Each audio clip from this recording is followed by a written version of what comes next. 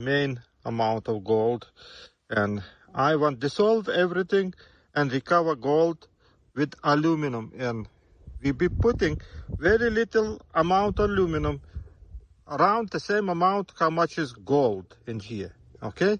And we will see how everything nicely comes out.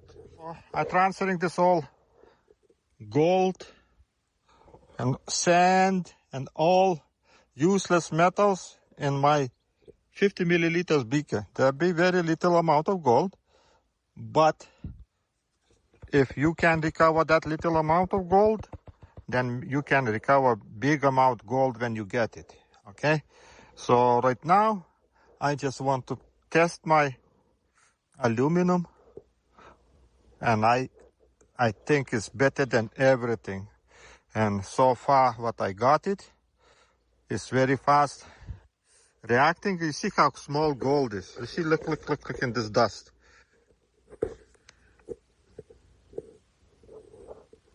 Can even show you this focus not focusing.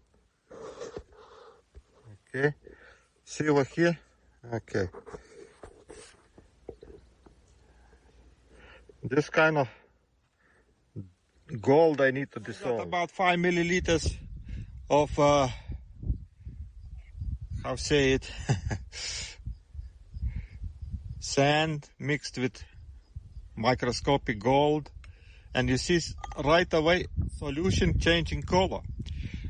I figure out why this color changing, because in those rocks is manganese dioxide, okay? And when you put in hydrochloric acid, manganese dioxide reacts with the hydrochloric acid, and actually you don't even need to put nitric acid or anything else.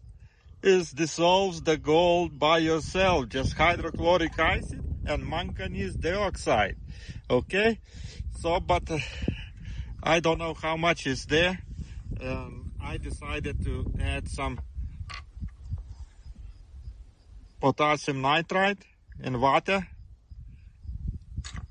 and put in the heat, okay? And let him work, okay? If I turn it on when something happens. One of those reasons why we can sometimes putting SMB, let's say we dissolve the gold right now and we try to put SMB if we never get the gold out, just because of that, because there is not just a nitric, there is chlorine.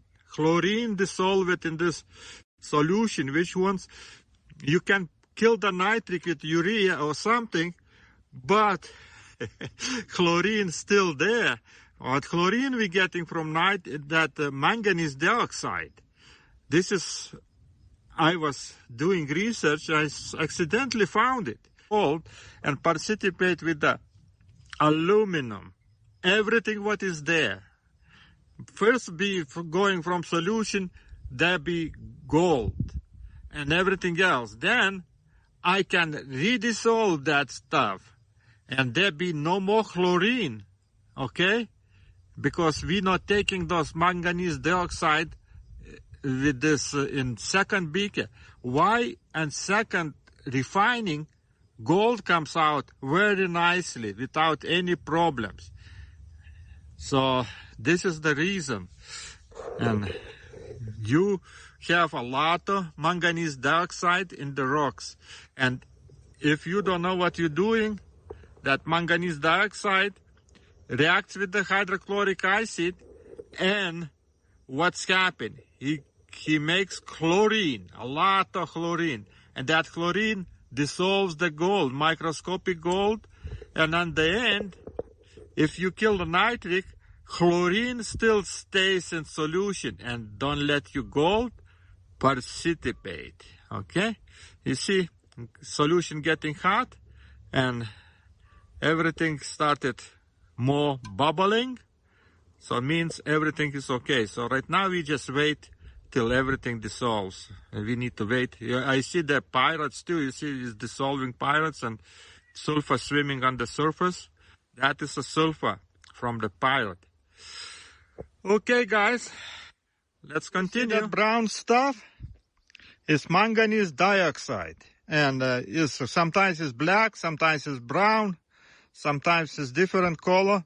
And this thing, this rock, if you crush it, you put hydrochloric acid, and you can get gold dissolved because of this brown stuff, okay? This is not a gold. Gold can be mixed inside, and there's brown underneath, but that is a thing what we didn't know, guys. Sometimes I figure out, reading information on YouTube or whatever, I go and I'm getting information. Okay, I'm almost finishing my crushing rocks. Need to go get more. You saw how much gold is there? Very little amount. So I'll be adding some aluminum. I think maybe this much be enough for all the gold precipitate. Let's see what's happened. Okay.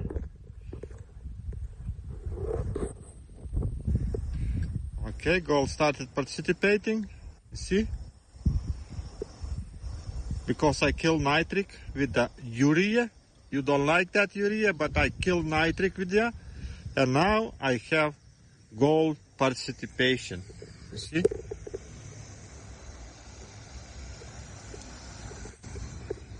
That much gold. Aluminum I needed for that gold, because there is not a lot of gold, very little amount, but we be recovering everything. Okay, and I don't think so. Why you guys don't like aluminum? Because you never try. And this is, look, it's already brown color from one piece of aluminum. Because I have very little amount of gold, getting that gold all out, all. So add little bit, one more little piece, one little piece, because there may be not enough. I can see that is already, everything is done. So we just wait till everything finished and let him settle down. Simple, simple, simple. You get the gold.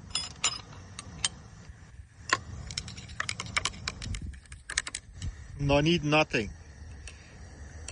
Keep in mind, when you add aluminum, gold from solution comes first. If you know how much gold you have, you add that much aluminum, and you get all gold out before another metals.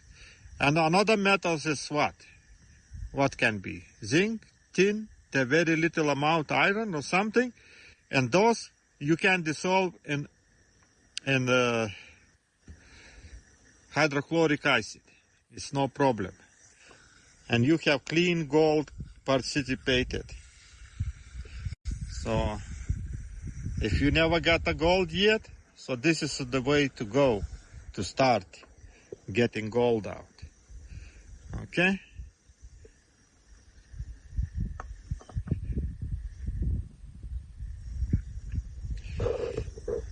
What we got the gold, you see? How much aluminum I put for that much? 2 little pieces. I got brown gold in my beaker. Okay, guys, understand that my experiments is worth something, yeah? This is the gold. I got it. And you never get gold? Do like me.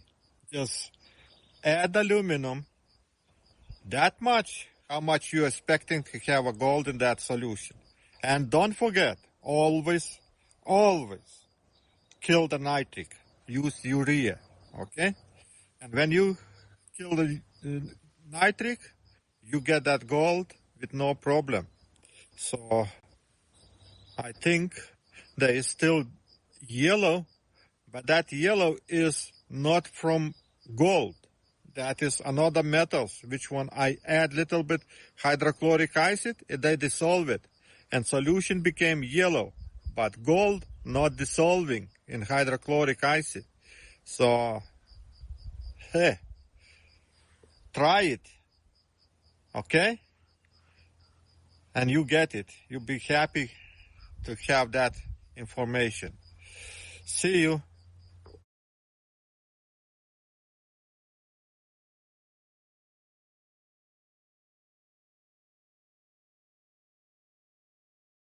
In aqua regia, here's my 10K that I tried to dissolve straight away in aqua regia. What I'm going to do is I'm going to get the metals out of these solutions,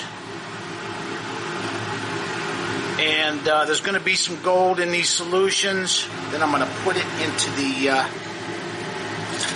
on the melt table over there. I'm going to melt this up into a button. Most of this solution has been through the filter now. This is the 10K gold. I'm going to add that right to the filter, same thing. And I'm going to gather the filter up with the gold pieces in it and put it in a melt dish and melt it into a button.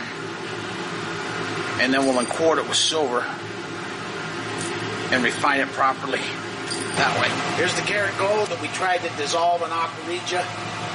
Looks terrible. Bunch of salts in there, bunch of mud. Here down in the bottom of the funnel you see some blue fluid. I tried to rinse it out with some tap water, and that blue fluid formed. Not sure what that is. Last but not least, the land of the unusual. It looks like some of the karat gold, or some of the pure gold, is already precipitated out in this solution all by itself. I didn't add any chemicals or any precipitants there. So this is, I can't overemphasize the importance of inquarting the karat gold first with silver, and then getting the base metals and the rest of the silver that's in that karat gold removed with hot dilute nitric treatments first before we try to dissolve the gold in aqua regia.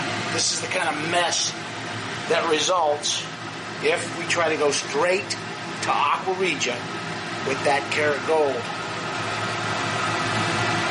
Here we go. We're going to take the funnel out here, and I'm going to pour the gold-bearing solution into this beaker.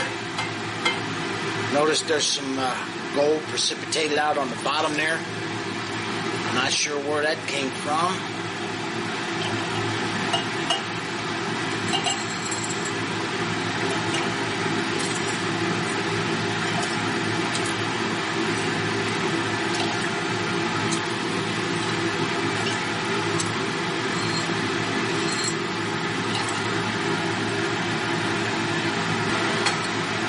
Precipitate the pure gold out of this solution here with some sodium metabisulfite.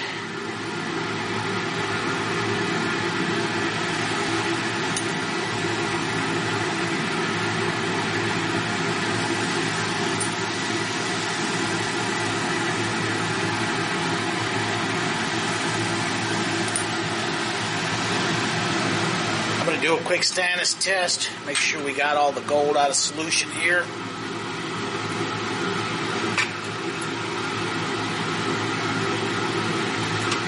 And as you can see, no reaction. All the gold has been precipitated.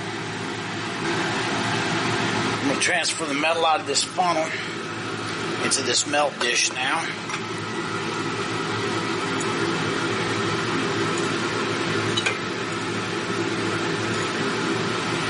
And we'll put a new filter paper in here. And then I'll filter the gold out of here. Set this back out of the way. Into this filter paper. I've got everything in the filter now. There's some gray material there. I don't know what that is.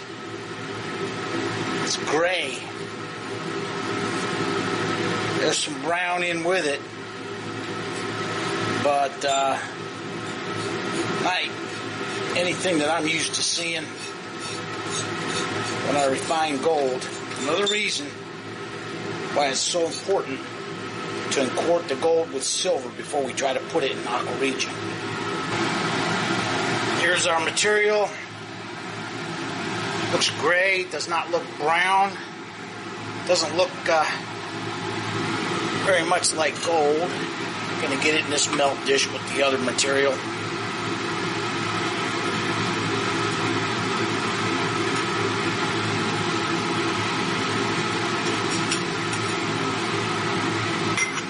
And now, take it, put it over here in the melt dish, and melt this up to a button.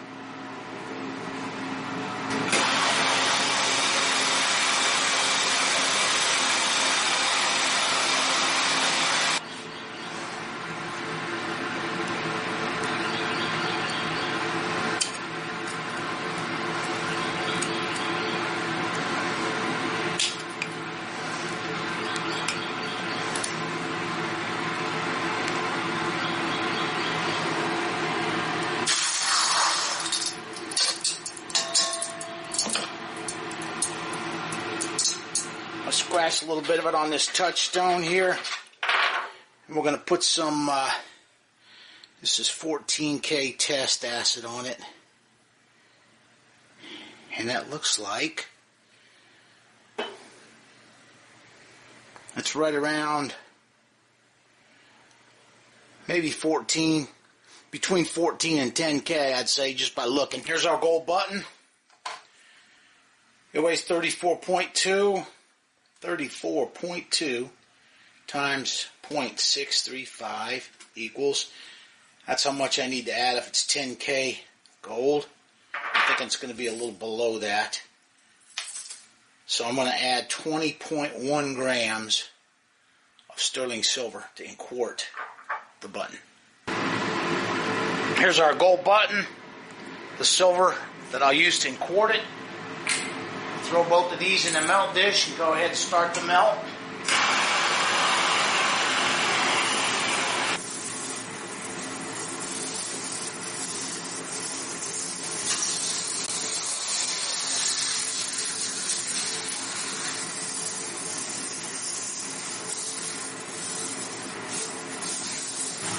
I've got some used dilute nitric acid from a previous refining. I'm going to go ahead and some of this used nitric on this inquarted gold. Cover it up. We'll put it up here on the heat, and we'll let this dissolve.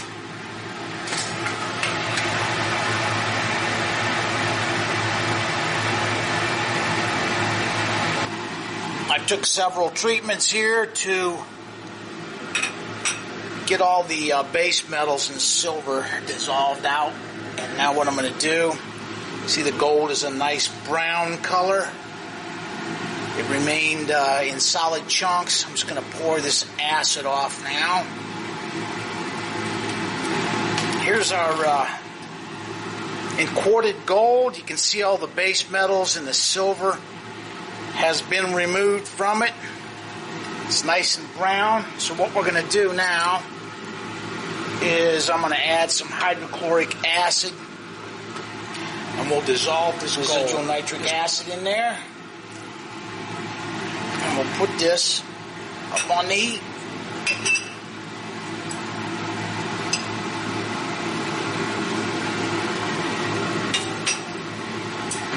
Concentrated sulfuric acid here, about a half milliliter. And that's to precipitate out any lead. I'm going to add some concentrated nitric to the gold and hydrochloric acid to start forming aqua regia in that beaker. Dissolve the gold out now. Notice how clean the solution is after we've taken all the base metals and the silver out of it with those hot dilute nitric acid treatments. You've got just about all the gold in solution now. Notice that the solution is nice and clear. It's got a nice orange color to it. Much better here by inquarting the gold first And then we're removing all the silver and the base metals with those hot dilute nitric acid treatments. All the gold's dissolved. We're going to pull it down off the heat now, let it cool off. I've added some ice to the solution to cool it down. The solution's cooled down now. It's nice and clear. I'm going to go ahead and pour it through a filter now. All right, I've got the gold filtered now. What we'll do is we'll transfer it into this beaker here and precipitate. Clouded up. That's probably some silver chloride.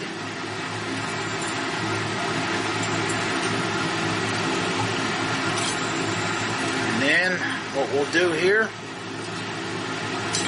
is add some sodium metabisulfite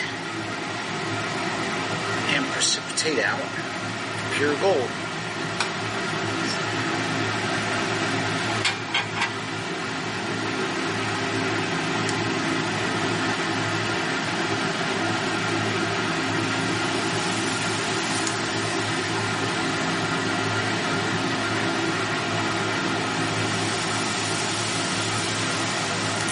Should just about do it right there.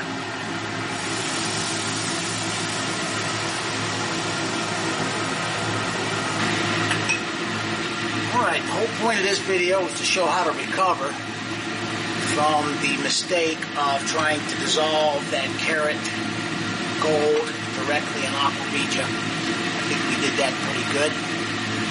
I'll refine this a second time and then melt it up into some shot. But for now, that'll conclude the video. Thanks for watching.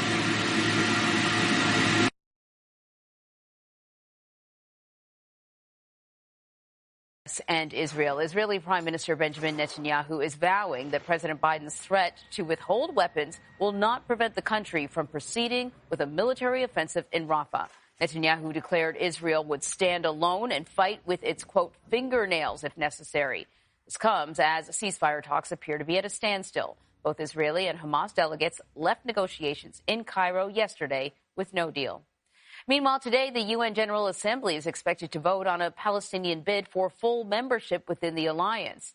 The Secretary of State, Antony Blinken, is expected to submit a report to Congress as soon as today on Israel's conduct in Gaza. According to Axios, the report is expected to be highly critical, but will stop short of concluding Israel violated international law. CBS News foreign correspondent Ramy Inocencio is following all of this for us from Tel Aviv. Ramy, good morning. Good morning. CIA Director William Burns has now left Cairo. So have both the Israeli and the Hamas delegations. Now Reuters is reporting Israeli tanks have completely surrounded eastern Rafah. Our CBS News team in Gaza says fighting has fallen silent in the last hour. With this round of ceasefire talks over with no deal for now, Israel's military launched new strikes on Rafah, believed to be Hamas's last bastion. But for so many displaced, frustration and fear. Ali Abu Aida says there isn't a single safe place in the Gaza Strip. Gaza's southernmost city is also the last refuge from this war for 1.5 million people, 600,000 of them children, and why President Biden warned Prime Minister Benjamin Netanyahu this week, do not invade. It's just wrong. I've known Joe Biden for many years, 40 years and more. He spoke with Dr. Phil in Jerusalem on his rifts with the White House. I hope we can overcome them now, but we will do what we have to do to protect our country. I've said we'll fight with our fingernails. And last night, defiant in Hebrew to his domestic audience, he said, if we have to stand alone, we will stand alone. Former National Security Advisor Chuck Freilich. I mean, I hate to say this, but I do think he is allowing his personal considerations to greatly influence the way that he's managing the war. Political survival. Netanyahu has been indicted for fraud, bribery, and breach of trust. He's denied those charges. What's his next best move? Reassure the administration that he does not intend to go beyond the limited operation currently underway. That operation is one which the U.S., I think, can not only live with, but support. And today is the one-week deadline Israel gave to Hamas for a ceasefire deal before an offensive in Rafah. We know that deal does not exist right now. The White House again warned Israel that, quote, smashing into Rafah will not defeat. In Trump's hush money case, after a slower day of testimony, they were analyzing phone records. A paralegal took the stand, even a Verizon employee. Can you hear me now? Well, you didn't hear from Stormy Daniels because her testimony wrapped up, and it was definitely combative and salacious. But as for today, in former President Trump's historic criminal trial, former White House aide Madeleine Westerhout continued her testimony after breaking down on the stand yesterday. We also heard from Jaden Jardim Schneider and Georgia Longstreet, both paralegals for the Manhattan District Attorney's Office. And then there was Jenny Tomlin, an employee for Verizon. The only key witness left for the prosecution, though, Trump's former lawyer and fixer, Michael Cohen, who made that $130,000 payment to Stormy Daniels, who, as you know, is at the center of this case. We've got team coverage leading us off on this rare Friday afternoon where trial actually wrapped early. Senior investigative correspondent Aaron Katursky is outside court. Also, executive editorial producer John Santucci and legal contributor and trial attorney Brian Buckmeyer join us. So I guess happy hour starts early today, folks. Aaron, testimony wrapped up for the week. A parade of witnesses came through. Kind of catch us up to speed with the highlights. Well, the most interesting point may have been right at the end when the prosecutor, Josh Steinglass, stood up and said that there are only, in all likelihood, 2 more witnesses left. We know one of them is Michael Cohen, and he said the prosecution could rest its case at the end of next week. Today, the testimony did take a marked turn after the dramatic testimony offered by Stormy Daniels. The focus returned to the records at the heart of the case. We heard phone logs, talked about tweets, text messages, and other records that prosecutors introduced to the jury through these custodial witnesses. We didn't hear a lot of substance about the records. All of them are likely to come up when Cohen testifies next week, including a series of tweets from Donald Trump in 2018, about 4 months apart. In April of that year, he was praising Michael Cohen as someone he respected. But after his guilty plea and his agreement to testify before Congress, Donald Trump turned on him and said, if you need a good lawyer, do not hire Michael Cohen. Well, Madeleine Westerhout, John, was once deep in Trump's orbit, but left on bad terms after those off-the-record comments to reporters, telling them all the intimate details about the president's personal life, including that he didn't want to be photographed with his daughter Tiffany because of her appearance. How impactful was her testimony? Her testimony was interesting, I think, on several fronts, right? As far as for the prosecution was concerned, Kira, she was the connective tissue, right? She was the one that would receive those FedEx envelopes that were shipped down from Trump Tower that included those checks, the checks that Donald Trump himself signed that were the reimbursement payments to Michael Cohen for the $130,000 that was paid to Stormy Daniels to keep her silent leading up to the 2016 election. Now, for the defense, as a character witness, Madeleine was actually pretty good for them, too, because she talked about Donald Trump being a good boss, talked about how much she enjoyed working for him, talked about, even the way that she was fired, said she learned a lesson because she, in her words, spoke out of turn about something. So I think all in all, she was actually quite interesting in her testimony from both sides of it. And I think what we've now seen today between where Madeleine ended and the custodial witnesses that have been on the stand, it is all setting the table for Monday and Michael Cohen. All right, let's talk about those custodial witnesses, Brian. We heard from a number of them talking about phone records, video footage, logs. What's the state's strategy trying to do here, and what stood out to you? Well, it's similar to what John is saying. We are setting the stage for Michael Cohen's testimony. Instead of having Michael Cohen being an individual who is participating in some of these phone calls and these logs, bring in the evidence in his case, what the prosecution is choosing to do instead is have other witnesses bring forward those text messages, those phone calls. And I think what the strategy here is that Michael Cohen, whose credibility is going to be attacked left, right, and center, says one thing and then is corroborated by another thing. And the prosecution is going to try to present that to the jury and say, like, look, see, he's telling the truth. Yes, we told you that he was a liar. In other instances, he might have even been found guilty for lying in many ways. But in this topic, he's telling the truth. So I think that's the plan and the strategy from what we've seen from custodial witnesses and how we're going to move forward in this case. All right, Aaron, what are you just finding out about Alan Weisselberg? Well, Alan Weisselberg is not here. He's in prison after he pleaded guilty to committing perjury when he testified in the civil case down the block involving former President Trump. And the attorneys, the judge, are discussing how to deal with his absence before the jury because his name keeps coming up. He was crucial in setting up the hush payment to Stormy Daniels, at least how to pay for it, according to Michael Cohen and according to prosecutors. And they're trying to figure out how to account for his absence and whether they could bring his severance agreement, for example, before the jury. Would that offer a proper explanation? The defense certainly doesn't want that before the jury. And now they're talking about how to deal with Michael Cohen himself. We know that former President Trump has been under a limited gag order that prevents him from attacking Cohen and other witnesses. The defense wants a gag order on Michael Cohen because he's been online, as ABC News has previously reported, saying disparaging things about the former president that Trump is not allowed to respond to. So the defense would like the judge to put a muzzle on Michael Cohen, at least for the weekend, before he comes here to testify. And as expected, John Trump came once again with a posse of support. So are these folks just a safety blanket, or are they helping with the messaging here?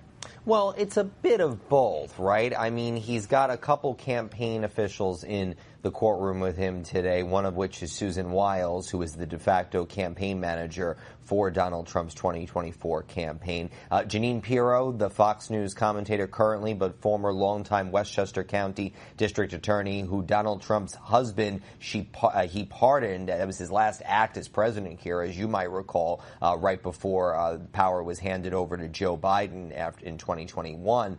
She was in the courtroom, Donald Trump patting her on the back as he exited during one of the breaks earlier in the day. And look, Pirro, along with many of the other, conservative media hosts that were in the courtroom yesterday, including Greg Kelly, whose father was the former NYPD commissioner, they are a very powerful voice box for Donald Trump. So Jeanine Pirro being in the courtroom today, giving her perspective, is going to be very different because no matter what happened in the courtroom today or yesterday, she's obviously going to be very pro-Trump and can create an image for Trump supporters that, frankly, many people can't because, as we all know, Kira, unfortunately, New York State does not allow cameras in court.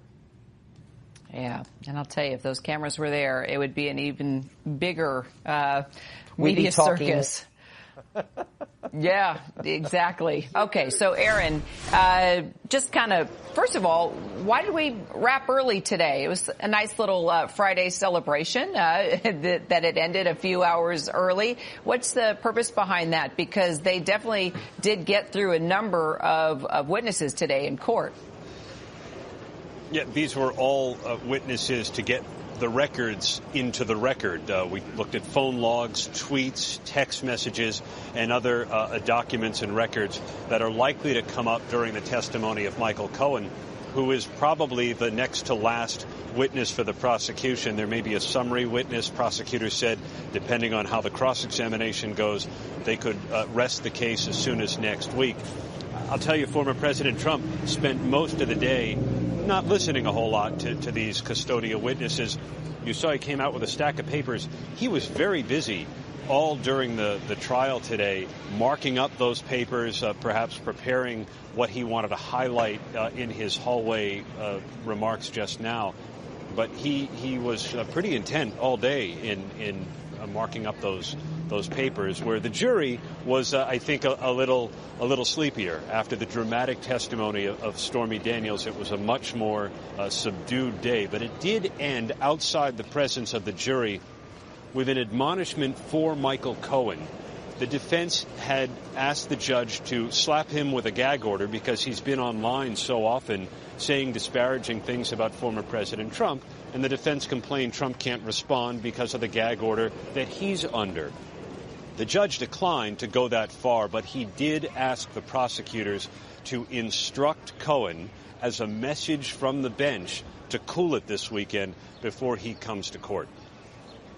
Yeah, the judge saying, I would direct the people to communicate to Mr. Cohen that the judge is asking him to refrain from making any more statements about the case. John, Michael Cohen is very much like the former president. He's going to push the limits as far as he can go. Yeah, well, the big thing here, Kira, is that he had made a statement several weeks ago to say on X, formerly Twitter, that he was not going to be commenting on the case going forward. However, Kira, he kept doing so on TikTok. Michael Cohen, every night around 10 p.m., hosts a show on TikTok. ABC News was first to report on this, Kira. As you'll recall, our team, Will Steek and Olivia Rubin, breaking this story because they watched these videos that Michael Cohen was doing. 10 p.m., going on for hours, doing exactly what he said at one point he wouldn't do. He commented about the case significantly. Even this past week, Kira, Will Steek and our team observed it again, just because we've been keeping an eye on it. We saw Michael Cohen wearing a T-shirt. The T-shirt had a picture, a caricature, if you will, of Donald Trump behind bars. That is something that clearly the prosecutors do not want him to be doing. They don't want him to be talking about this case in any way, shape, or form, because all they're doing is doing exactly what happened in court today, giving material to the defense, Donald Trump's lawyers, to step up and say to the judge, what's going on here? So, Brian, isn't Michael Cohen kind of taking a risk here? Because if you look at what this case is all about, it's the bank account that was set up to make these payments to Stormy Daniels to be quiet. And Michael Cohen has laid out every intricate detail of how he did that and how it happened. And we've seen the documents and we've heard from the banker, and he's stuck to that story. But when he goes off and does, creates these antics like he's been doing, doesn't that hurt his credibility more than help him, no matter what kind of facts he has? Oh, I think it does more than hurt. It damages him extensively to the point that a number of things. For one, what John just said, spot on. If I was Donald Trump's attorneys, I would just take a recording of what he just said in terms of why Michael Cohen should have a gag order and see how his words can potentially affect the trial and the proceedings. That's why Donald Trump has a gag order. What Michael Cohen is doing is not just harming his own credibility. I would argue it's harming the case as well, because this case is built largely on his word.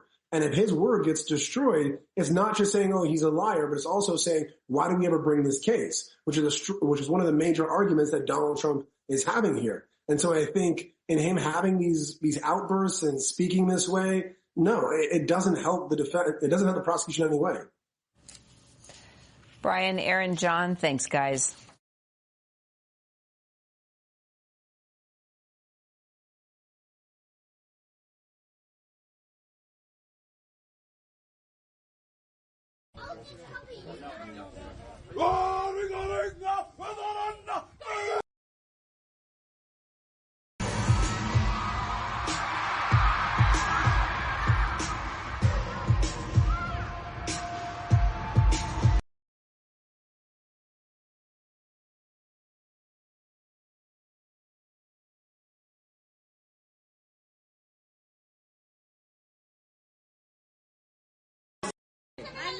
And I think it's going to be a girl.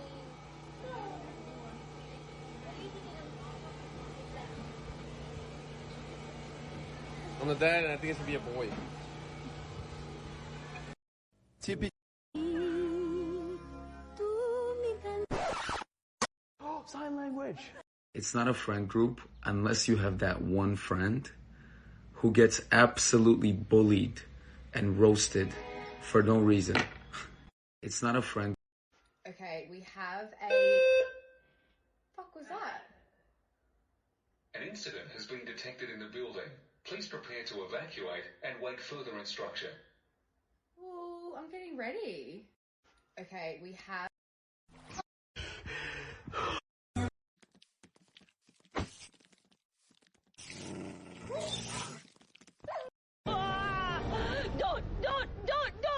Don't stop. Go on. Don't. Shh, if someone just sent you.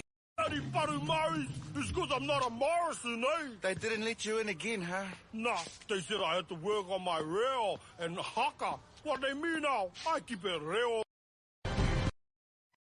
What happens to a child who... I said you looked good in blue, and the next day I saw you wearing it. You remembered, I say. I look you up and down, I kiss you on the cheek, and you say, of course I did, because I knew you'd do that. Do what? I ask. Does anyone else have a... Harriet! Harriet! Harriet!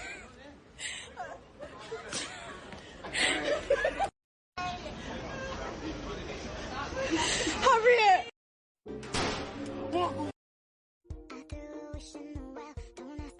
You gotta live life a little bit. Oh, guys.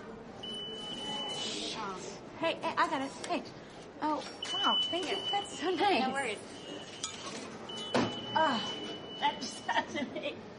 Oh, no. Now you can't get through. Oh, you know what? It's all good. Go, go, go, go, go. Hey, look back. Stop. Oh, kidding me.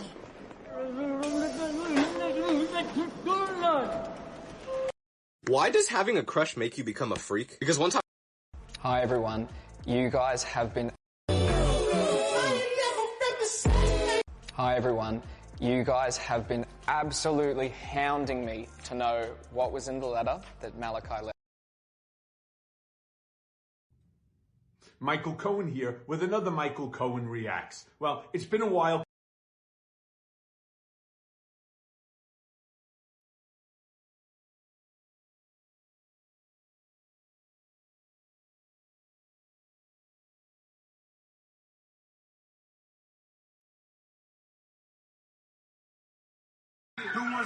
Not New York. It's great. And don't worry, Michael, we're not going to shut you down. We're not shutting you down on TikTok. We're giving you a platform we think you're doing very strongly. But don't worry about it.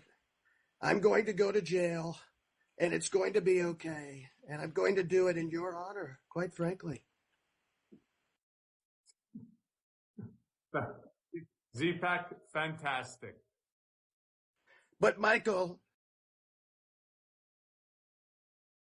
Let's fucking...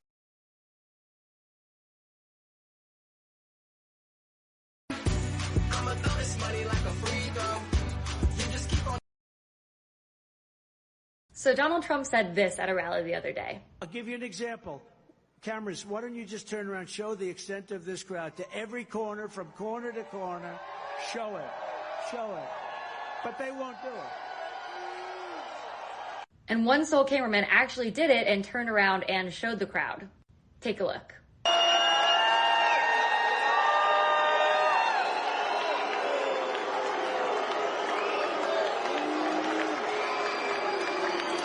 Okay, I'm going to add some quick context if you've never been to a political rally or any kind of rally before. And that is that this is not a lot of people. And it is especially not a lot of people if you're running for president, it's the election year, and you're in a key swing state in a key district. Like, I saw way, way more people in front of the Supreme Court on a Tuesday morning, so not an easy time, rallying than there are in this room. And I bet when Trump said, turn the cameras around, you won't, he was kind of assuming and hoping they wouldn't. But I think this funny little anecdote has two lessons we can learn. First, always call Trump on his bluff. He's bluffing.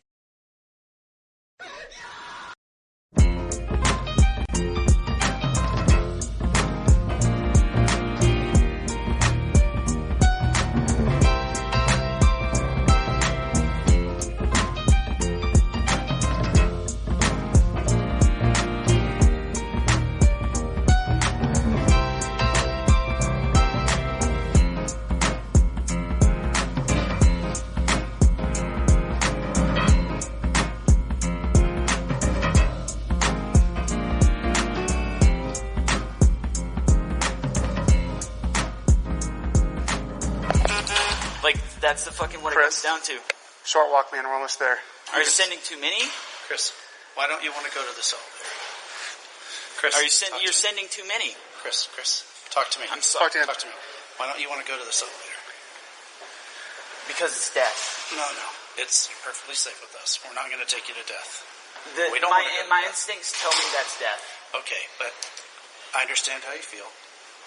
But right now, your instincts are a little bit off because this is a building you haven't been in before. Okay. You have to understand You don't understand what I can do, though. Okay, Chris. I understand you're very capable, but right now, we're responsible for your safety. We're not going to let anything happen to you. We're going to protect you, okay? So trust me on this. By the way, my name's Gene, okay? We're not going to let anything happen. I can survive. Okay. Thank you, I know I Chris. can.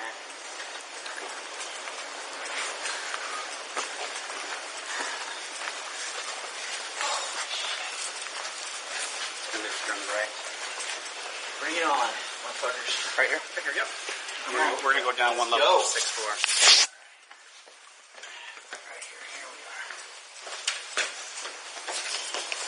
People care. See, nothing's happening. We're all good to go Yeah. so far. We just need to do this together. That's right, Chris. It's teamwork.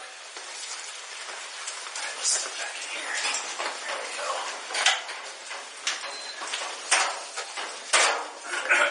We're just going to go down one level. Okay. Well, I've actually been kind of trying not to breathe the air, so. Floor 6. Going up. Well, the thing is like.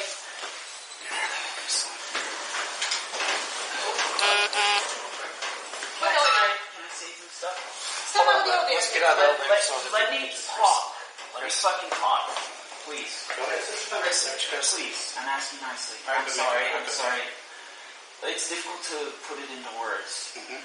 But the thing is like.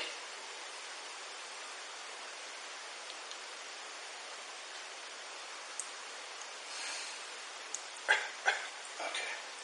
You guys understand that you're disoriented right now? I understand. Well, you're putting shit into my brain. Okay. Listen. That's the thing. Listen to me. You're fucking constantly bombarding me with fucking random chemicals. I know that the car out there was one of yours that fucking shot me with chemicals. Chris, we gotta move it to... Take one step out. Thank you. Thank you. Chris, you can relax in here if you'd like. Would you like some water, something to drink? What kind of water, though? Just normal Seattle water. Is it distilled? We can switch cups here with you right now. Distilled water, please, and thank you.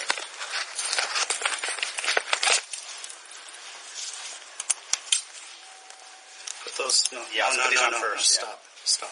Are these on the top? Put his cuffs on first, and then we'll take these cuffs off. Okay. They're on top. I'll put mine on the bottom then. Yep.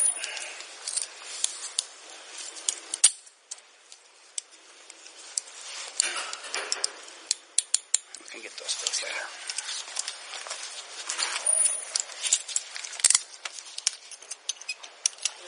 Thank you. So the audio and video in this room is turned on, so you get right nose. All right. My recorder's on. Yeah, so it's fine. Okay, so, all right, yeah, let's... Did you lock those for me? My keys in the room. These are gauged. Go ahead and grab the lock, please. Okay, Chris, we're just going to take a seat here for us, okay? I'll be here with you a second. Okay. Would you want some water? Yes, please. Okay, I'll get you some water. Put you in this chair right here, okay, buddy?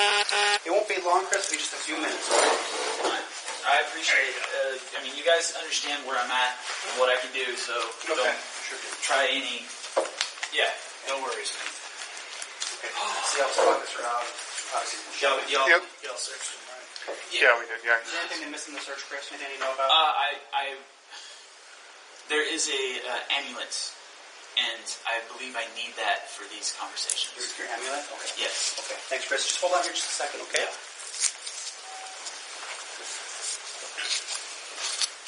You guys, come on here. Yeah.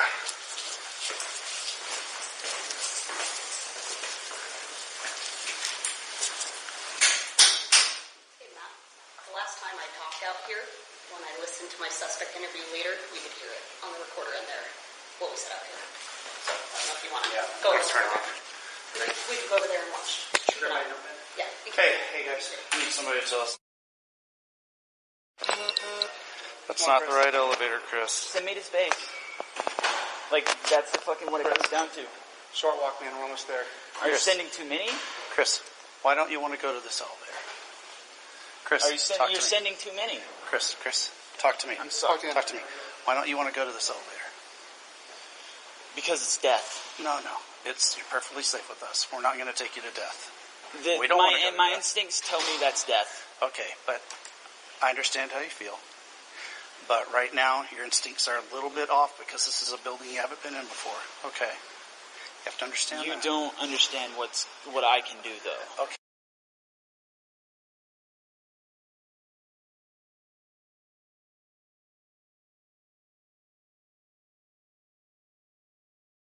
Okay, so this talk's called Hacking Humans, Social Engineering and Techniques for How to Protect Against Them. So it's not an overly technical talk, so you can sort of relax a bit. There's no complex maths or coding involved. So, loose agenda of what I'm going to go through this afternoon. So we're going to talk a bit about what social engineering actually is. Then we're going to talk about some famous social engineering cases. There's some examples. Then we're going to go through social engineering techniques and sort of a rough high-level framework which attackers go through when they try to mount an attack. And then we're going to talk about how to protect yourselves and your company against social engineers, which is the important part. And then I've got a few interesting resources which I can share with you at the end. So quick disclaimer first, I'm sure I don't need to say it, but I'll say it anyway. Social engineering generally leads to bad and illegal things, so that's the whole point of the talk isn't to teach you how to do illegal things, it's to teach you how to protect yourself from it, because you don't want to end up like this guy. So social engineering is a huge subject, so we can't do the entire thing justice in an hour. I mean, some people spend their lives studying this stuff. It's all psychology and all that good stuff. But what we're going to do is we're going to treat it as an art of the possible. So it gives you the basic groundings of what social engineering is and the steps that you go through to do it. And then, if you're interested in the subject, I've got some good resources and books at the end which you can follow up with. So first of all, let's start off with a little story, a little fireside story.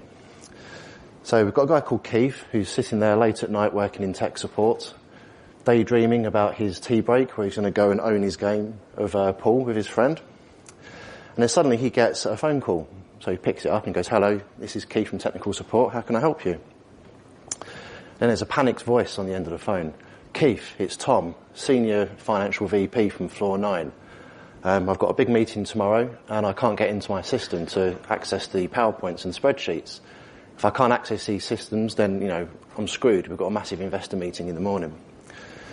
So Tom's like, "Okay, well, have you gone through the password reset process?" "Well, of course I've gone through it. Why do you think I'm phoning you? It keeps on locking out when I go through it." And he's starting to get quite irate and sort of upset at this point. So after a bit of toing and froing, sort of Keith decides, "Okay, well, I'll do a password reset for you now and we'll get you back into the system. You're an executive. I don't want to piss you off." So he says to Tom, "Well, what do you want me to change your password to?" And he goes, "Oh, I'll change it to Monkey25. Made it up on the spot. So Keith does that, and then Tom tries a password, and then suddenly he's in. He's like, "Oh my God, thank you very much. Because of you, I'm now going to be able to do this meeting tomorrow, so you've just saved this massive investment meeting. Thank you." And he hangs up. So Keith's sitting there, he's very happy with himself. He's daydreaming about running down the corridor, high-fiving all his friends, because he's now just helped a senior exec on Floor 9. And, this exec now knows who Keith is. So great, he's done a bit of networking as well. So whilst Keith's doing this, Tom, who's not actually a senior VP in the company, is actually a hacker. He's copying lots of documents off the network onto a USB stick, and then he leaves the building. So a very simple example, but it's a typical type of thing that can happen in a corporate environment. And I've worked in some banks in the UK where these sorts of things have happened in technical support. Okay, so what is social engineering? So I went to my good friend Wikipedia for a definition. And it's the act of influencing someone to take an action that may not be in their best interest. So it's getting people to do something that's not good for them. So there's 3 different types of kind of social engineering attacks out there. So the one that we're all probably familiar with is phishing, where we get those really annoying emails from people, who've either got rich relatives in some African country, or you've got an email trying to get you to log onto your bank account with a very convincing bank logon page. Passing control. So we saw that in the story at the social engineering. Can anyone think of who the best type of social engineers are that's not on the list? So if you're trying to sort them around the building, then you've just given someone access to the building. Quite systems. Leonardo DiCaprio and Tom Hanks called KayScience. If you go through someone's bins and it's full of own knowledge. So tell me about the relationship with your father. It's a very open question. You can go into as much detail as you want. Or how do you... And obviously this goes without saying that whenever you're with that person, you have to stay in character. So if you go out of character, or they see you going out of character when you're on the phone, or if they see you around locally, then that's not going to help you. Also, you need to know how to use effective questioning techniques. So we'll look at some of these now. So 4 main questioning techniques that are out there. So we've got neutral, open, closed, and win situation. Technical supports with lying on the floor. So, a very common scenario is you might see a 16 gig thumb drive on the floor. You'll pick it up and think, oh, 16 gig, that's quite a good one. Because they're not cheap. Then you might go and plug it into your laptop, and then that could. You are watching Cold Fusion TV.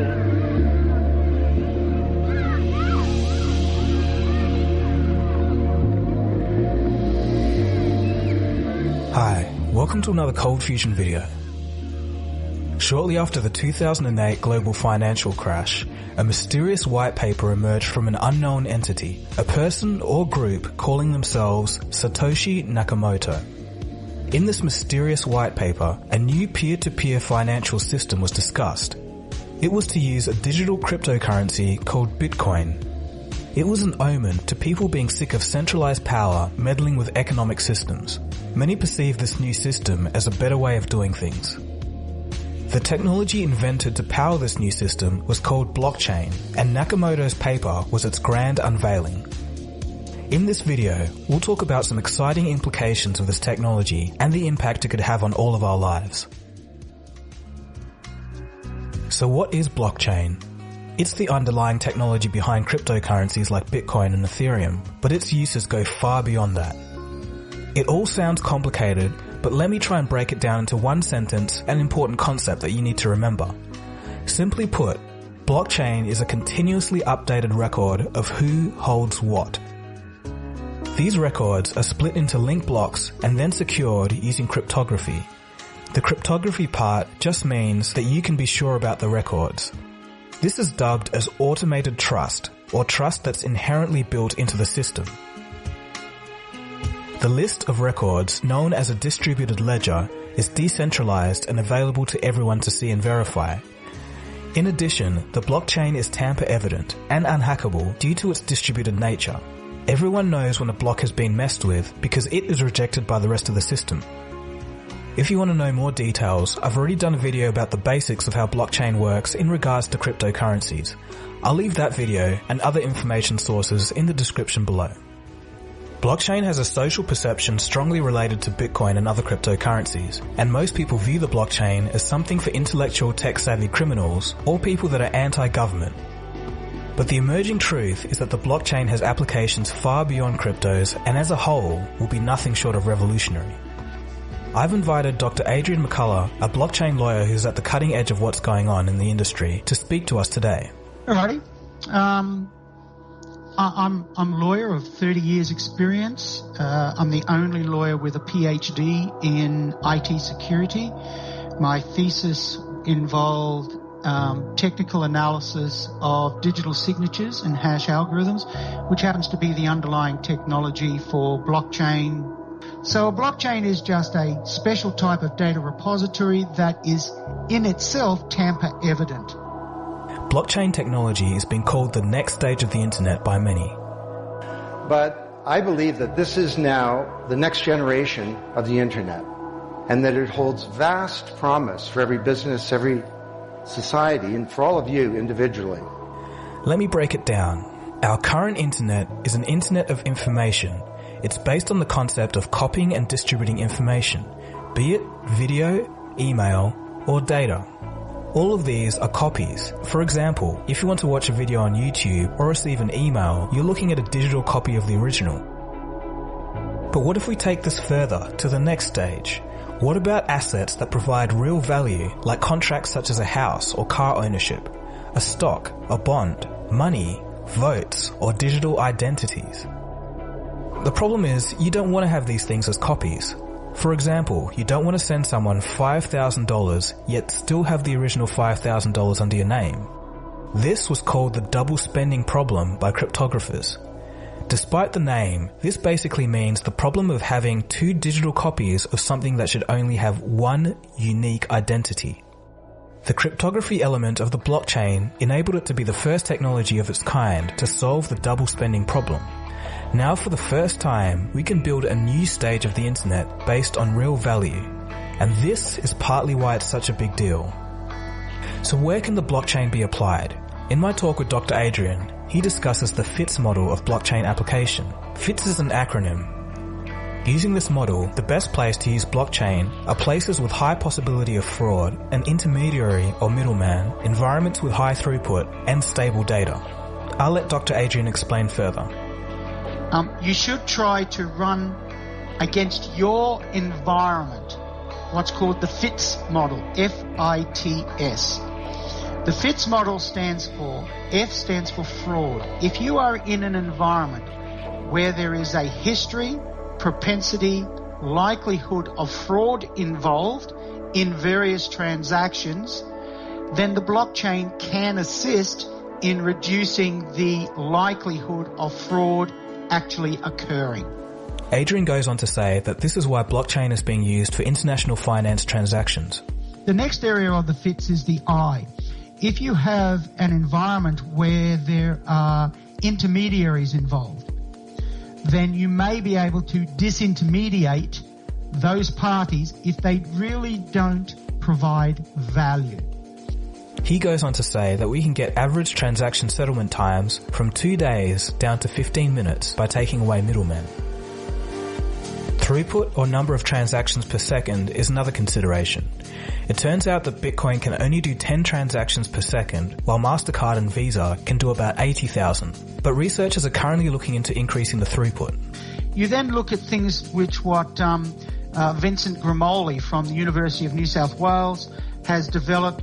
He's been able to increase the throughput to 400,000 transactions a second through what's called decentralized computing, using 100 laptops, PCs to do the processing power. And next is the stability of data. For a blockchain application, you don't want volatile data. You want things that are going to stay the same for at least a while. Things such as land ownership titles and personal information. So that's the theory about what systems you should look for in regards to using blockchain applications. But where is the blockchain actually being used today? Here's a quick fire round of applications underway. Blockchain land registries are being looked at in Honduras and Sweden. Diamonds are looking to be tracked by the blockchain to stop things like blood diamonds. The Nasdaq Stock Exchange will soon begin a blockchain system to record the trading in privately held companies. The Bank of England has stated that the blockchain is a significant innovation that could have far-reaching implications in the financial industry. Not only this, but 6 banks, including Barclays, Credit Suisse, and HSBC, are all planning on making a single digital cryptocurrency to clear and settle transactions using the blockchain. Microsoft is even getting in on the action by building a framework using the Ethereum blockchain. On the social media front, there's Steemit, a Reddit competitor, and its video companion, DTube, a YouTube competitor. Both are blockchain-based platforms where you can get paid in cryptocurrency for creating content. This is showing a new direction in where social media could go. As a matter of fact, I've actually just signed up for Steemit myself. Okay, so this is all good, but let's turn things up a notch. Blockchain goes even further when we talk about something called a decentralized autonomous organization, a DAO or DAO for short. Because of blockchain technology, we now have the capability to create huge company organizations that are distributed and automated for the first time in history. This has never been done before and could provide near limitless potential. Before the blockchain, we were already halfway there. We have organizations like YouTube that are a mix of the old style central management with a decentralized user base creating content. A DAO would have computer code that runs the rules and decisions instead of a central management team at the top. The people in the decentralized network would decide on the rules, form a consensus, and create something called a smart contract. Basically a set of computer coded rules that a computer would execute later when needed. In other words, a DAO is like a democratic company that's automatically run. So a DAO is meant to be a decentralized, so it's on the blockchain, there's no central management involved, autonomous, in that the code will run the transaction, and it's meant to be some form of organization. The difficulty from a legal perspective is that no one at this point in time has been able to classify exactly what a DAO is. It may be that in a few years' time, DAOs will become so popular that legislators will need to create special legislation that will recognize what a DAO is, but at this point in time, no one knows. Let's take a look at a basic hypothetical example of how this might work, but just with one smart contract. So say in the future, when the blockchain is readily established, you want to buy a used Tesla Model 3.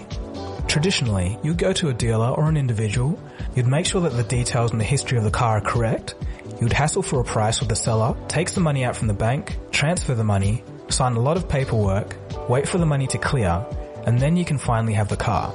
This would take around a few days to do. Now, with the blockchain, using a smart contract, you could have this order all carried out in real time. The car would be uploaded to the blockchain so that you would already know that the details are correct because trust is built into the system. You could buy this car with a cryptocurrency that's attached to your bank account, and all of the ownership and other details about the car is executed in a smart contract, so everything would happen in a matter of minutes instead of days. Your ownership of the car is now attached to your digital identity on the blockchain. The global records in the blockchain system is now updated so that everybody in the system now knows that this car was sold to you. You can take all of this a step further by linking up different smart contracts into an organization similar to Airbnb or Uber, so the whole process is automatic, with rating systems of service and customer satisfaction, etc. Although that setup is a sharing economy model, according to Dr. Adrian, a group of smart contracts can easily be arranged in this way. So I hope that you're beginning to see the importance and potential of such technology. But it's not all roses. Right now, there are still some downsides. Malicious smart contracts, for example. These can theoretically be designed to clog up the entire system. In addition, if there are actual coding errors within a decentralized autonomous organization itself, this could create massive problems. Another thing is that the blockchain is also permanent. Every record of a transaction is stored there for all time, and this doesn't sit well for those concerned with privacy and the right to be forgotten. Dr. Adrian did state that there are going to be some entities called oracles, and these guys have special clearance to make edits on the blockchain. But overall, this is still an issue that needs further looking into. As I tell people, when we talk about blockchain and we talk about DAOs and ICOs and things of that nature, we are at this stage in the blockchain ecosystem probably the equivalent of 1993 when the internet was opened up by President Clinton and the National Science Foundation. Prior to 1992, the internet was only open to research organizations, government agencies, defense contracting organizations. Who would have thought in 1992 that we would have companies like Google, Amazon? All of those companies have taken advantage and looked at the internet and said, how can I use this piece of technology? I have no idea what some really smart master's, PhD student is going to do, and say, we could use the blockchain or a smart contract or a DAO to do this. May come from the University of Queensland, Curtin University in WA, Stanford, who knows what someone is going to think about in the future and say, wow, we can use this technology to do this. I don't believe it's going to be me. I'd love it to be me, but there'll be some smart people out there who will look at this technology and say, let's do this, and the rest of the world say, wow, that's really something I want to get on board, and I want to utilize that service. So while everyone's focused on the buzz of artificial intelligence, I really think that the blockchain is a dark horse that's going under the radar, mainly because it's not as romanticized and the concept is a little bit harder to grasp. Regardless, blockchain is the next step of the internet, a complete overhaul of how things in our world are going to be recorded, organized, and run. In the end, I personally think it's going to be a combination of artificial intelligence and the blockchain that will be our future. So what do you guys think? Are you looking forward to things changing in this way, or are you hesitant? Let me know your thoughts below. Also, if you know someone that's going to be interested in this topic, feel free to pass this video along to them. Anyway, that's it. Thanks for watching. If you've just stumbled across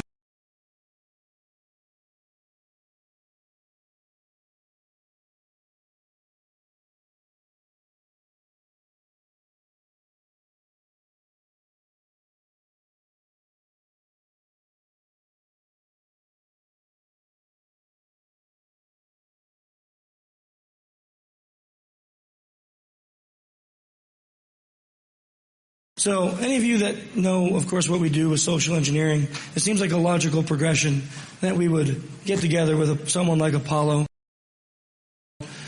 someone who is a master at getting close to people without them feeling uncomfortable, and then being able to do all sorts of fun stuff.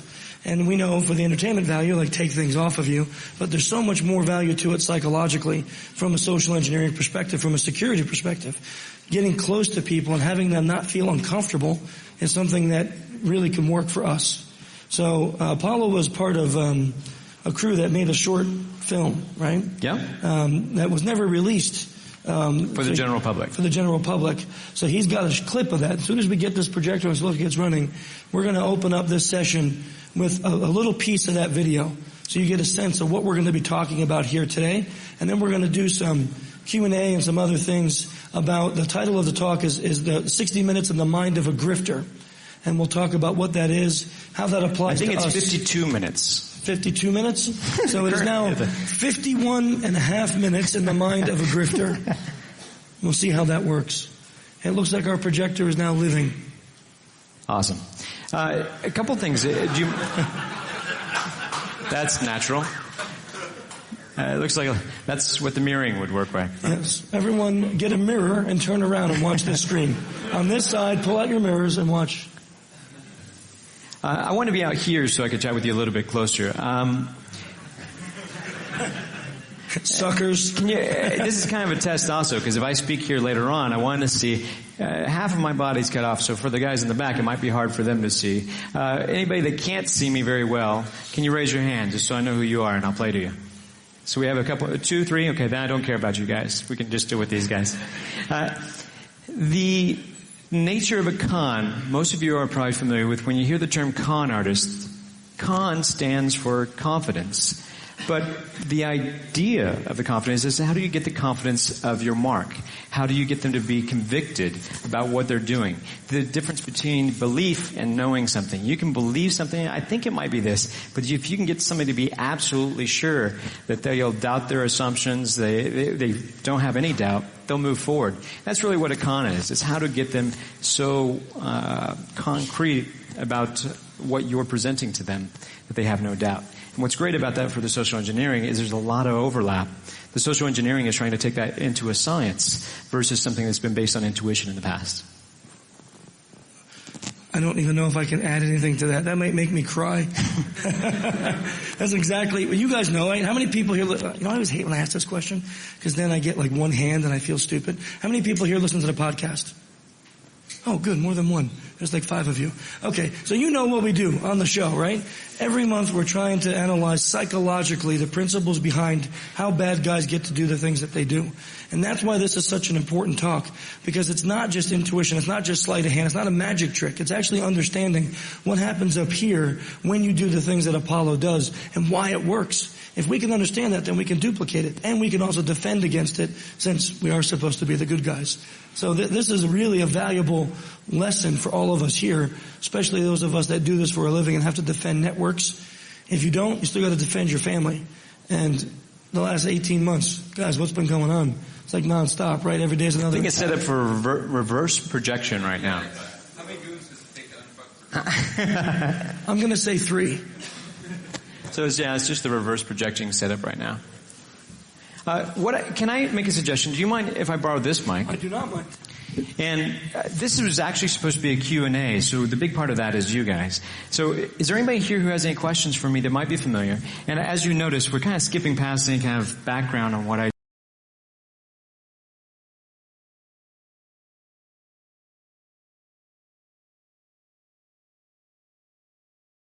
All right, Jessica. Emil Bovy, I want to go into this discussion that we're having right now. Emil Bovy, who is a former SDNY prosecutor, but he is now on the Trump legal team, is saying, we're not able to elicit testimony that would impeach some of the hearsay that's been offered. This form of impeachment that he entered a settlement agreement, we don't think it's relevant. Talking about this settlement agreement with Alan Weisselberg. Then they have more discussions about Weisselberg. We're looking to explain from our perspective why he isn't here. There are 3 payments due to Weisselberg in a calendar year. If you look at the agreement, the employee promises not to denigrate the company verbally or in writing or in any of its entities. Conroy says he will not communicate with or cooperate with any entity, anyone with adverse claims, or to take action to cause any person or entity to file a complaint or a lawsuit of any kind. The bottom line is, and this goes to what Emil Bovy, again on Trump's team, is saying, this agreement is not why Weisselberg is not at this trial. Nobody tried to invoke that agreement. How important is it to be able to enter things about Weisselberg, who was the CFO of Trump Org, but not have him testify? Yeah, this is a really intriguing development in the case, is sort of the focus on Weisselberg, why he's not there, and whether any party is going to be able to talk about that and try to offer an explanation to the jury. Because it does look like one avenue that the Trump defense team may be exploring is blaming Weisselberg and Cohen, and essentially saying that Trump had nothing to do with the agreement about how to reimburse Cohen and how to record it in the records of the Trump organization. If they can just leave that possibility there for the jury, that could create reasonable doubt. And if an explanation is offered that's beneficial to the prosecution for why precisely Weisselberg is not here testifying, then that obviously would help the prosecution. If, in fact, the prosecution is able to say, look, the reason he's not here is because essentially Trump paid him to not offer testimony that was bad for Trump, well, then you can make an inference effectively that he was doing this at Trump's behest, and he would say nothing that would be helpful to Trump. I want to go back into the document, Chuck, for a minute. And Steinglass, who's lead prosecutor, says, while it is true we could subpoena him, meaning Weisselberg, the agreement precludes us from talking to him against the backdrop of what Jessica just laid out. How important is this decision from Judge Juan Merchan? Remarkable, Chris, that the CFO, right, the guy who handled the paper and who talked to Cohen and who talked to Trump and who ostensibly would know about the deal, isn't testifying in a criminal trial. And, you know, Jessica had it exactly right. An important development. It's a bit mysterious, but it's hard for me to imagine as a prosecutor that I wouldn't want that guy on the stand. So it's really interesting to see how the judge handles this problem. You know, my inclination as a prosecutor would be to try and force the issue, to subpoena Weisselberg and put him on the stand, and see what happens. But he's not cooperating, and he has, it seems, several million reasons not to. And so it's not a problem that should have surprised anyone. It was apparent, I think, from the outset that Weisselberg wouldn't cooperate, didn't want to. But, you know, federal prosecutors like Jessica, state prosecutors like the folks trying this case, have ways to force the issue. Maybe less in state court than in federal court. But it's a little surprising and a little disappointing that a witness potentially as important as Weisselberg may not testify. Well, here we go. We're back into this. And Mr. Weisselberg, says Emil Bovy, again, for the defense, has never been on the government witness list. And then to try to get around it and try to add him to the witness list, they're obviously not happy about that. Juan Merchan says, I don't see how one thing has to do with the other. This is done with some frequency. The only way to know is to put him on the stand without the jury under oath. Emil Bovy, we were entitled to notice of that long before the trial started. Merchan asks, you didn't think that was a possibility? Not based on the witness list, no. But what is the truth here in a trial about witnesses coming in that maybe weren't on the original witness list. Yeah, there's no rule that says you can't call a witness who hasn't previously been on the witness list. If there's some prejudice to the other side of sort of the late notice, then the judge might say, well, I'm going to give you a slight delay so that you can prepare for this if this is necessary. But, you know, it's been pretty clear to everybody involved that Alan Weisselberg was a critical figure in this whole story. I mean, part of the reason why, at least it's been reported, that prosecutors have repeatedly charged Weisselberg was in part because they were trying to get his cooperation, and he's just resisted that again and again. So they've clearly been interested in his testimony for some time, and he was put on the stand in the Trump Organization trial. So he has been a witness before. I think that the issue here is what happens if, in fact, he's put on the stand. He may well invoke his Fifth Amendment right against self-incrimination. I mean, he's already in prison, but that doesn't mean he couldn't potentially have exposure for other crimes, or it could increase his sentence depending on what he says. So that's why I think the judge is saying we would do this without the jury being present, so that if, in fact, he's going to invoke the Fifth, that wouldn't happen in front of the jury. So Donald Trump is walking out right now. Let's just listen briefly to hear what he has to say. Amazing, actually. It was amazing. Everybody can say whatever they want. They can say whatever they want, but I'm not allowed to say anything about anybody. It's a disgrace. And you see it. The media sees it. And it's really very sad. If you look at the legal experts and the legal scholars, every one of them say this trial is a scam. It's something that should have never happened. By the way, it could have happened 7 years ago. They bring it right during the election. Nobody sees it. Nobody talks. So this is a frequent complaint of Donald Trump that the trial is a scam. He blames it on people, that all of those things are completely untrue. Having said that, what he did say at the beginning does speak to what happened in court right before he came out. And that is the whole issue, Vaughn Hilliard, of Michael Cohen, who is expected to take the stand, as we said, on Monday, and the whole idea of the gag order. So Todd Blanche, who, as you know, is the lead defense attorney, said with respect to Mr. Cohen, stating the obvious regarding the gag order, Mr. Cohen continues to speak publicly about this trial and about Mr. Trump wearing a white shirt with President Trump behind bars. We request that he be prohibited from talking the same way Mr. Trump is, not only stop extrajudicial statements from lawyers, but witnesses as well. We request Cohen be prohibited, again, from talking the way Trump is now, and there's a week left in this trial. This gets to the heart of what has frustrated Donald Trump, right, Vaughn, about the fact that he feels for a long time Stormy Daniels could say what she wanted, Michael Cohen could say what he wanted and make money off of it with his TikTok lives, but Donald Trump, under the gag order, is not able to respond. Right, and this is exactly what we heard from Todd Blanche yesterday after court ended for the day. But it was about Stormy Daniels specifically, that they wanted and believed that now that Stormy Daniels was off the stand, that Donald Trump should be able to respond in kind to her. And noting that there are voters and reporters that are asking him questions about the case, and that he should have the right to respond to Stormy Daniels' public statements. There was a new one yesterday when she put on X, quote, real men respond to testimony by being sworn in and taking the stand in court. Oh, wait, never mind. Those were the words of Stormy Daniels, essentially making a call to Donald Trump. OK, if you want to talk about me, then go and testify under oath, just like I did in this court. But now you're seeing with Michael Cohen, the attorney for Donald Trump, also making the case that he should be able to respond to Michael Cohen. 2 weeks ago, Cohen had posted on his social media account that he would stop publicly talking about the case, but he has maybe limited a little bit more, but he has not wholly stopped from talking about this case. And now Donald Trump's attorney, clearly on the behest of his client, wants to be able to respond to their public attacks of what they say are attacks against him. And one of the things we learned in reading your books, Phil, and just observing Donald Trump is that his mood and how he feels about the way he's being treated can often have a great impact on the way he treats the people around him.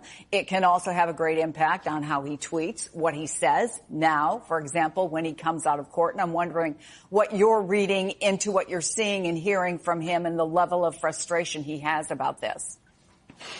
Well, Chris, that's exactly right, that his mood dictates how he behaves. It also dictated while he was president how he acted, the policy decisions that he made as president. But what we've seen the last few days, especially in this week of trial, is a lot of anger coming from former President Trump. And you see that in the comments he was just making a couple minutes ago, this feeling that he's not being permitted by this judge to speak his mind, to say what he wants to say in a way that some of the witnesses have been. Obviously, this has been a tense subject of much debate throughout this trial from the beginning with this gag order, and something that Trump has really pushed back against, both in his social media posts but also in the pleas from his defense attorneys.